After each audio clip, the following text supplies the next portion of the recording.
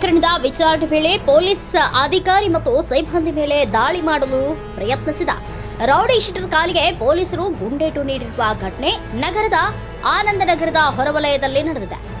Rowdy sheeter Malik Adoni ಕಾಲಿಗೆ ಪೊಲೀಸರು ಗುಂಡೇಟು ನೀಡಿದ್ದಾರೆ.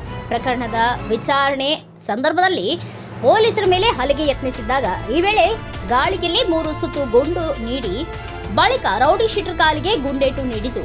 ಈ ವೇಳೆ PSI Vishwanath, police constable Kallanagowda ಶರೀಫ್ಗೆ ಗಾಯಗಳಾಗಿದ್ದು ಏಮ್ಸ್ನಲ್ಲಿ ದಾಖಲು ಮಾಡಲಾಗಿದೆ. ಹಣಕಾಸಿನ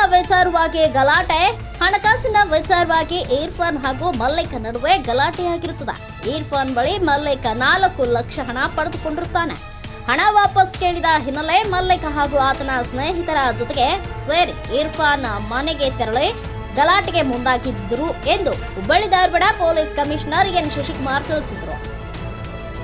ನಗರದ ಕೆಮ್ಸ್ ಆಸ್ಪತ್ರೆಗೆ ಭೇಟಿ ನೀಡಿ ಗಾಯಗೊಂಡ ಪೊಲೀಸ್ ಅಧಿಕಾರಿ ಮತ್ತು ಸಿಬ್ಬಂದಿ ಹಾಗೂ ಗುಂಡೇಟು ತಿಂದ ರೌಡಿ ಶೀಟರ್ ಆರೋಗ್ಯ ವಿಚಾರಿಸಿ ಮಾಹಿತಿ ಪಡೆದುಕೊಂಡು ನಂತರ ಸುದ್ದಿಗಾರರೊಂದಿಗೆ ಮಾತನಾಡಿದ ಅವರು, ಈ ಪ್ರಕರಣಕ್ಕೆ ಸಂಬಂಧಿಸಿದಂತೆ ನಿನ್ನೆ ಇರ್ಫಾನ್ ಹಾಗೂ ಆತನ ಸ್ನೇಹಿತ ಕೆಮ್ಸ್ಗೆ ದಾಖಲಾಗಿದ್ರು. ಈ ವೇಳೆ ನನಗೂ ಹಲ್ಲೆ ಮಾಡಿದ್ದಾರೆ ಎಂದು ಮಲ್ಲಿಕ್ ಆರೋಪಿಸಿದ್ದ. ಈ ಹಿನ್ನೆಲೆ ಸಿಸಿಟಿವಿ ಪರಿಶೀಲನೆ ಮಾಡುವ ಮೂಲಕ ಯಾರು ಹಲ್ಲೆ ಮಾಡಿದ್ದಾರೆ ಎಂಬುದು ಸ್ಪಷ್ಟವಾಗಿದೆ ಎಂದರು.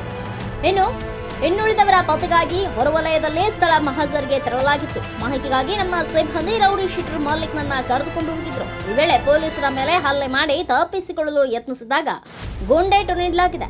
ರೌಡಿ ಶೀಟರ್ ನಡೆಸಿದ ಹಲ್ಲೆಯಿಂದಾಗಿ ಹಳೆ ಹುಬ್ಬಳ್ಳಿ ಪೊಲೀಸ್ ಠಾಣೆಯ 3 ಸಿಬ್ಬಂದಿಗಳಿಗೆ ಗಾಯಗಳಾಗಿವೆ.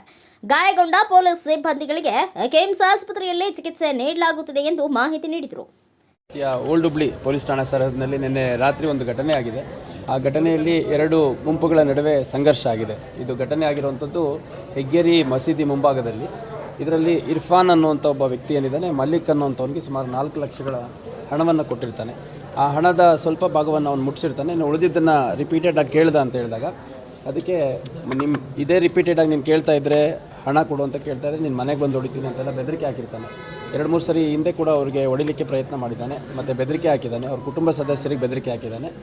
ಅದೆಲ್ಲದರ ಹಿನ್ನೆಲೆಯಲ್ಲಿ ನಿನ್ನೆ ಏಕಾಏಕಿ ಈತ ಮಲ್ಲಿಕ್ ಅನ್ನುವಂಥವನು ಸುಮಾರು ಒಂದು 10-12 ಜನ ಅವನ ಸಹಚರರನ್ನು ಕರ್ಕೊಂಡು ಇರ್ಫಾನ್ ಮನೆ ಹತ್ರ ಹೋಗಿ ಅಲ್ಲಿ ದಾರಿಯಲ್ಲಿ ಹೆಗ್ಗೇರಿ ಮಸೀದಿ ಎದುರು ಭಾಗದಲ್ಲಿ ಅವನು ಸಿಕ್ಕಾಗ ಅವನ ಮೇಲೆ ಹಲ್ಲೆ ಮಾಡಿದ್ದಾನೆ.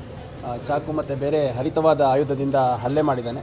ಅದರಲ್ಲಿ ಇರ್ಫಾನ್ ಅನ್ನುವಂಥವನಿಗೆ ಮಾರಣಾಂತಿಕ ಹಲ್ಲೆ ಗಾಯಗಳಾಗಿದೆ ಮತ್ತು ಅವನು ಪ್ರಾಣಾಪಾಯದಿಂದ ತಪ್ಪಿಸ್ಕೊಂಡಿದ್ದಾನೆ. Bureau report Kiran Ballari, public city news, Hubballi.